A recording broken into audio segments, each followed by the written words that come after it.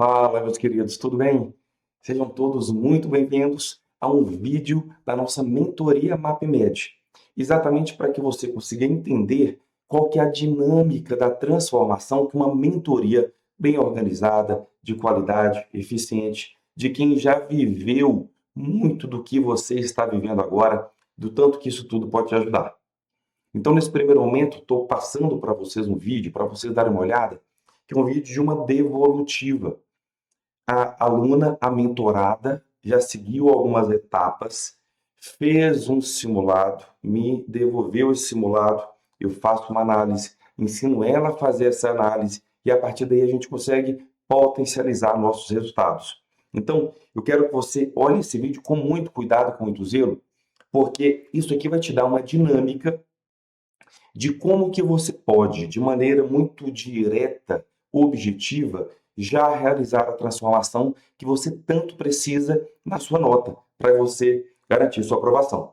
Então tá aí, esse é um vídeo da nossa mentoria MapMed, que é a mentoria especializada em aprovação de alunos de medicina, tanto porque eu sou médico, quanto pela minha satisfação em acompanhar e ter acompanhado já algumas centenas de alunos que foram aprovados em medicina. Muitas vezes hoje já encontro com esses alunos já estão formados, já estão especialistas nas suas áreas. Isso é muito bacana e muito gratificante. E isso tudo está associado com o protocolo MED.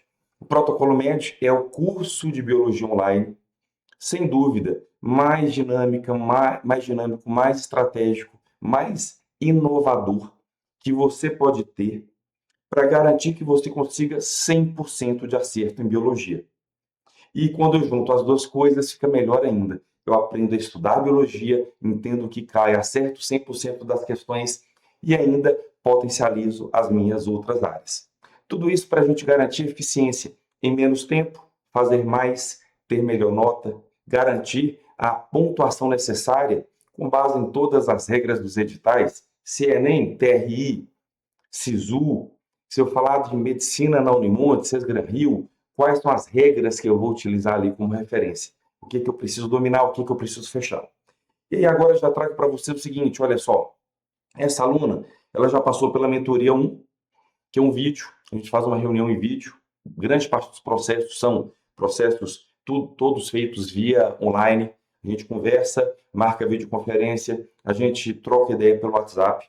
Então, a mentoria 1, eu enviei para essa aluna um questionário para ter uma ideia, uma lógica, gerar um diagnóstico inicial nessa fase 1, que é como a aluna está nesse momento, o que ela precisa melhorar, o que ela precisa se potencializar. Depois, passei para essa aluna um diagnóstico 360 de redação e de simulados, como que ela vai usar essa linha de diagnóstico 360 para ela olhar de maneira ampla, não só se conter no erro, mas como é que eu entendo esse erro associado com todo o restante. Eu consigo olhar de maneira ampla, entendendo efetivamente o que eu preciso corrigir. Então, por exemplo, uma outra aluna, não é nem essa daqui agora não, ela é muito dedicada fazendo curso de física online, e nesse curso de física online, ela se dedicando muito exaustivamente à física e deixando de lado a parte básica de biologia e química. Não vai. Mesmo que ela fique muito boa em física, e embora imaginar hipoteticamente que ela acerte 15 questões lá na prova do Enem, isso não vai fazer com que ela seja aprovada. Então é necessário estudar de forma estratégica. O mais importante primeiro, todo dia um pouquinho, corrigindo sempre, avançando o tempo inteiro. Essa é a lógica. E aí, essa aluna já tem o diagnóstico 360 de redação, simulados. Essa aluna já recebeu os áudios explicando sobre uma estratégia baseada em uma legenda para correção de questões, bem como para uma estratégia de 2 camadas de realização da prova. Alguns alunos eu oriento a fazer 2, outros alunos eu oriento a fazer 3 camadas de resolução. Essa aluna já recebeu o dia 1 do Enem, e a gente está aqui exatamente analisando agora o dia 1 do Enem na prova de Humanidades, e ela também vai receber todo um padrão de correção, de diagnóstico do dia 1 do Enem na prova de Linguagens. Associado a isso, depois vem o dia 2 do Enem, que a gente vai corrigindo, dando respostas, dando devolutivas para ela conseguir, de um simulado para outro, já ter vantagens, já ter uma vantagem competitiva, já conseguir melhorar em algo. Isso que é o que mais importa para a gente. Então, ela já recebeu o dia 1 do Enem, já recebeu a folha de respostas exatamente do jeito que eu quero que preencha, exatamente para que ela identifique as incoerências na própria análise dela do que ela está fazendo. E aí vem gabarito dia 1, ela já recebeu. Agora a gente está nesse estágio aqui, olha, que é o estágio da devolutiva. Isso tudo aqui, entenda, é fase 1. São 6 fases da mentoria. Na fase 1 é esse diagnóstico. Então ela está exatamente nessa fase, que é a fase da devolutiva. E isso aqui é a devolutiva. Então olha só, nessa análise, estou fazendo aqui com vocês uma análise qualitativa. Então, simulado Enem, Ciências Humanas, ela fez 45 questões, ela tinha 2 horas e 30 disponíveis, gastou 2 horas.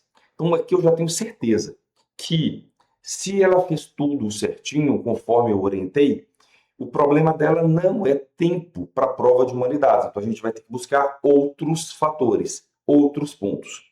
E aí, tempo gasto, era previsto disponível 2 horas e 30, ela gastou 2 horas. Acertos, 31 questões em 45. Então, 14 erros, um aproveitamento de 68%. Vamos lá aqui, alguns pontos importantes para a gente. Primeira coisa é entender. Quando eu penso no Enem, quando eu penso no TRI, um número de acertos por si só não representa uma vantagem competitiva. Tem 2 alunos que, às vezes, eles acertaram o mesmo número de questões e a nota está lá em cima e o outro, a nota está aqui embaixo. Por que, Túlio? Porque a gente tem a chamada TRI, que é a Teoria de Resposta ao Item. Quando eu considero isso, inclusive essa aluna aqui, essa aluna que eu estou analisando com vocês aqui agora, eu vou enviar para ela, inclusive, uma aula sobre TRI. Quando a gente entende o TRI, fica mais fácil a gente entender a lógica de pular questões, a lógica de preservar as questões e garantir as questões fáceis e médias primeiro. Tudo isso fica muito mais palpável. Então, olha só, 31 de 45 questões. Para a medicina, uma nota ruim? Sim, uma nota ruim. A meta para a medicina vai ser 40 mais em humanidades. E a gente consegue 40 mais em humanidades. Presta atenção no que eu vou falar. Dificilmente você vai conseguir 40 mais em natureza, por exemplo. Por que, Túlio? Porque envolve uma série de pontos. Um deles é, lá eu estou falando de natureza, três padrões de provas muito diferentes. Né? Se eu pensar biologia, química e física, padrões de provas muito distintos, conteúdos muito distintos. Diferente, por exemplo, aqui de humanidades, que muitas vezes o contexto da história favorece resolver uma questão de sociologia, um conceito de filosofia garante que uma questão de história seja resolvida. Se eu penso em determinado extrato, uma determinada faixa do tempo, a geografia e a história vão estudar isso de formas muito parecidas. Se eu falar de, por exemplo, a industrialização em qual época, o que aconteceu? Às vezes vai aparecer tanto na questão de geografia quanto na questão de história, por exemplo. Então, em natureza, mais difícil, 40 mais. Humanidades tem que ser nosso objetivo, tudo bem? Aí vem 68% de aproveitamento. Ok, Túlio, é mais uma métrica que a gente tem. Não quer dizer que eu acertei as 31 questões por uma nota maior ou pior, vai depender da minha coerência pedagógica. Mas, se nesse simulado eu tenho 68% e no outro eu olho, eu tenho 75%, Túlio, ok, melhorou meu aproveitamento e minha coerência pedagógica. Então, a gente vai avaliar critérios e critérios. Beleza. Então, ela fez estratégia de provas em 2 camadas, sim. Usou legenda estratégica, sim. Ok.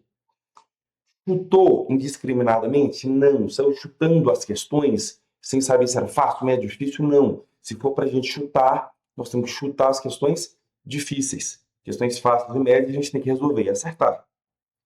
Terminou com tempo para revisão, ok. Então ela teve tempo hábil para fazer uma revisão. Errou predominantemente por atenção e por excesso de confiança. Então a gente tem alguns marcadores importantes que sinalizam isso para a gente. Olha, tantas questões, ela acertou, ela marcou a resposta jurando que tinha acertado. E boa parte dessas questões ela tinha, na verdade, errado. Então, com isso a gente evidenciou uma incoerência. E nesse caso, Túlio, eu marquei, 20 questões que eu tinha certeza que eu acertei. Mas quando eu fui ver, 5 delas estavam erradas. Então, é o excesso de confiança que muitas vezes faz a gente não avaliar adequadamente o que é necessário que seja avaliado. Tudo bem? E nesse caso, também, ela errou questão por falta de atenção. Questões que ela tinha certeza que ela sabia, de assuntos que ela fala assim, Túlio, eu domino esse assunto. Mas em determinado momento, Túlio, eu perdi um pouco a atenção, perdi o foco, acabei errando. Então a gente precisa fazer o quê? Qual questão que é essa? Que questão que é o problema? Por exemplo, vou dar um ponto importante aqui, para você ficar atento. Na prova do primeiro dia, a gente nunca deve fazer a redação por último. Esse é o ponto mais importante para a gente. Eu posso fazer a redação logo de cara, primeiro ponto que eu vou fazer. Posso fazer a redação no meio das duas sequências de prova, ok. Posso começar no início do tempo de prova e depois fazer entre as duas provas o restante, ok. Eu só não posso deixar por último. Então, não existe uma estratégia única, mas existe a estratégia de não deixar por último, por quê? Porque redação a matéria mais importante para a gente no primeiro dia. Tudo bem? Por quê, Túlio? Porque vale 1000 pontos.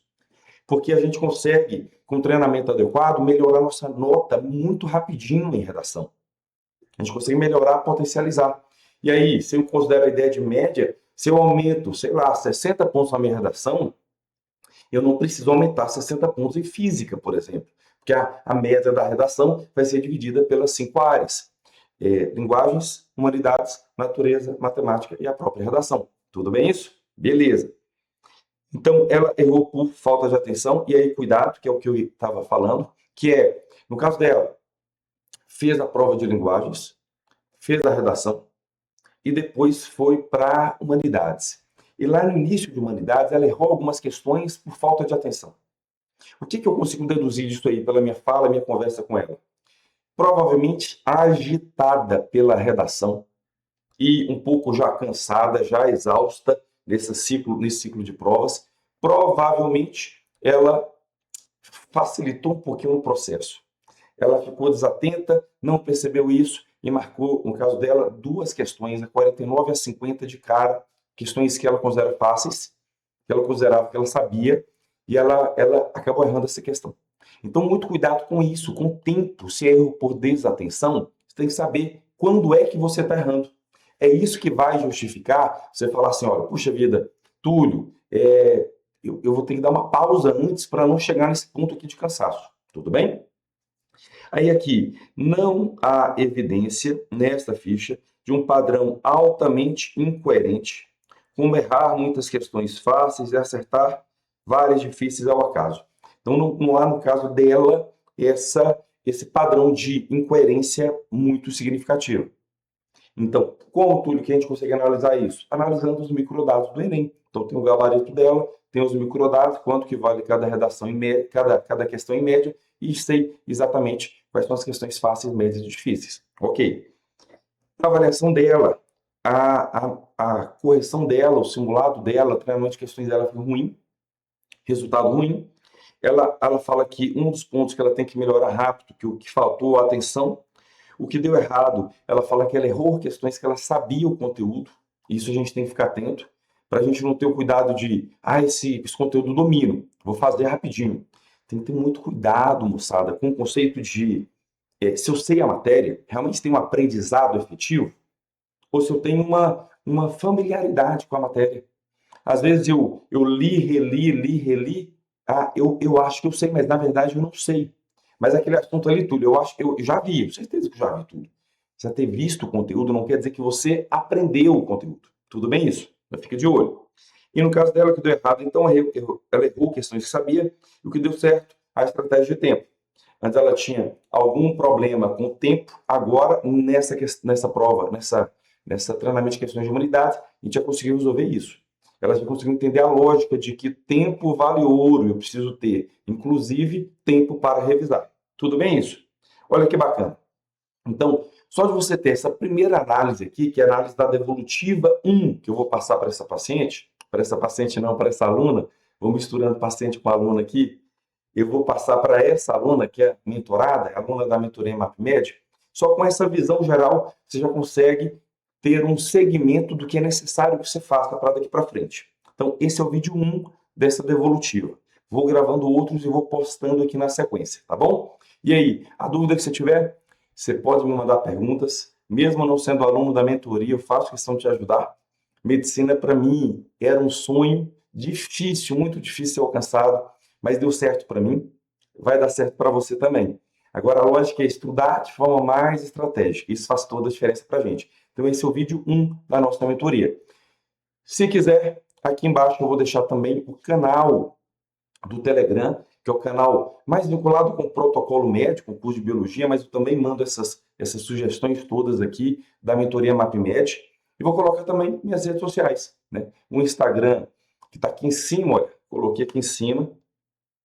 O Instagram é Dr. Túlio Antunes, que é um Instagram de medicina, e o Instagram Doutor Biologia, que é um Instagram da biologia por si só. Tudo bem? Então, te espero no próximo vídeo. Aquele abraço.